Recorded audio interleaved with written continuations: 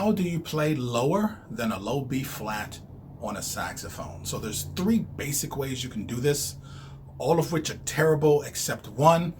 And this is assuming that you don't actually have a saxophone with a low A. There are some alto saxophones out there with a low A, and obviously it's very common to have a bari saxophone with a low A, but we're not talking about that. We're basically talking about how to extend the lower range of the saxophone. Okay, let's get to it.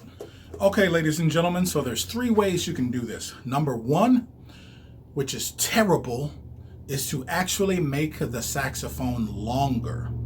Number two, which is also terrible, you can obstruct the bell of the instrument. By putting something inside the bell, you can actually mute the sound enough to lower the pitch. And the third way, which is actually pretty awesome, I'm going to save that one for last. Okay, so let's talk about the first way and how we can make the saxophone actually longer.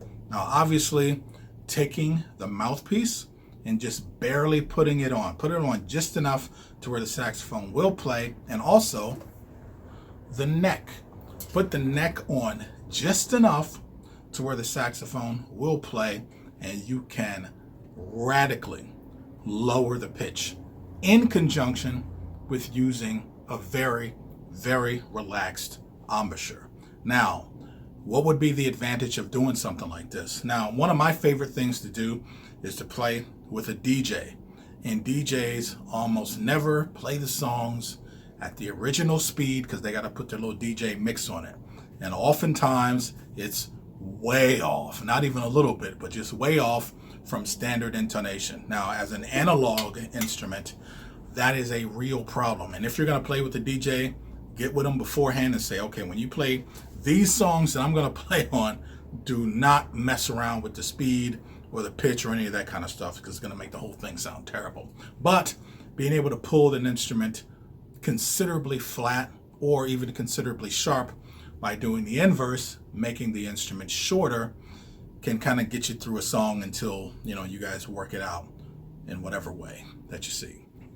Let me show you the difference in pitch when I actually pull the neck out and the mouthpiece out. Okay, ladies and gentlemen, here's the low B flat played normally.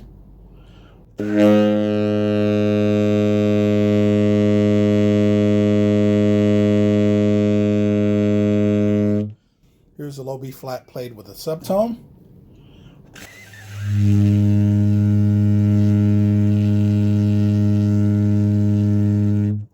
And here's the low B flat played with the neck and the mouthpiece pulled way out. Okay, it's really, really hard to play like that. And obviously, it's ridiculous, but that's how it's done. All right, ladies and gentlemen. Another way is to put some type of extension on the bell of the instrument. Again, this way is terrible also because you wind up losing some of the low end. You actually lose the low B flat. You can't play low B flat. It just goes from an out of tune low C to an even worse out of tune low B. You skip low B flat and you go to whatever new lowest note that you have now. Okay, let me try this real quick. Okay, so I got a Woodshed Barn magazine here, ladies and gentlemen. I picked this up when I did my video on shedding in an actual woodshed. You guys can check that out. I'll post a link somewhere in the description or up here somewhere. But I'm going to just fold this thing up, stick it into the bell, and let's see what happens. So I took this magazine here and just folded it up and stuck it in the bell in this little goofy cone shape. Now let's hear what happens now.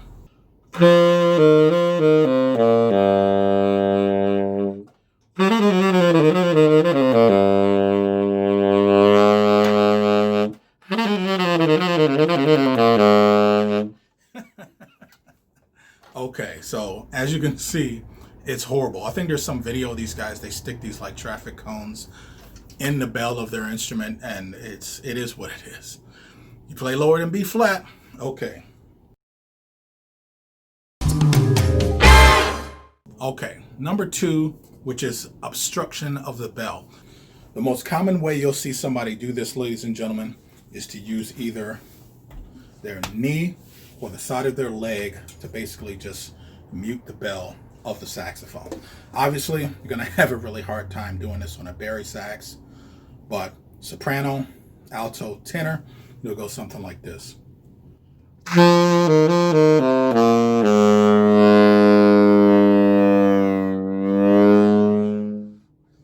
Okay, it is ridiculous. However, it's a really cool effect. So if you've ever seen somebody doing something like that, that's basically what they're doing. They're just trying to get lower than that B flat. All right, ladies and gentlemen, the third way, the most awesome way you can do this is to take advantage of technology. And I actually do this a lot with this instrument because I don't have a bari sax, nor do I have a bass sax. Chances are, if you have a computer or a phone or something like this, you can wind up getting this technology really, really easily and having some fun with it. A lot of people, they use this kind of voice enhancer or voice vocal manipulator to do the same thing.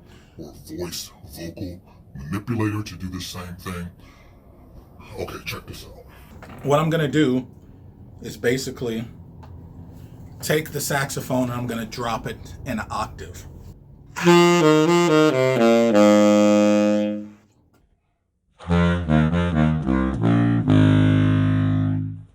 So you don't have to just drop it an octave. I can drop it a fourth or fifth, and I can take the same thing and just blend them together.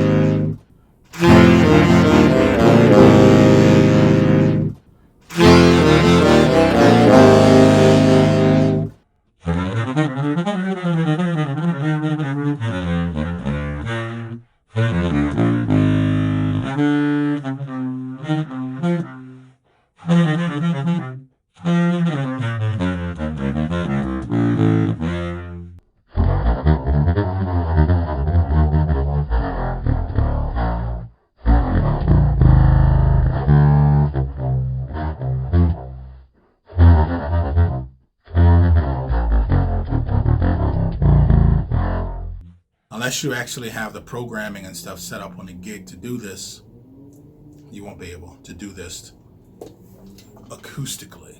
All right, ladies and gentlemen, you can catch me on social media via Facebook. I'm going to be setting up a separate Sirvalorsax Facebook account pretty soon. Also just got on TikTok, Snapchat. You can hit me up on Instagram. I like to post some stuff on there every now and then. This is my main place right here though, so thanks for tuning in. See ya. Merry Christmas and stuff, and Happy New Year. Yeah.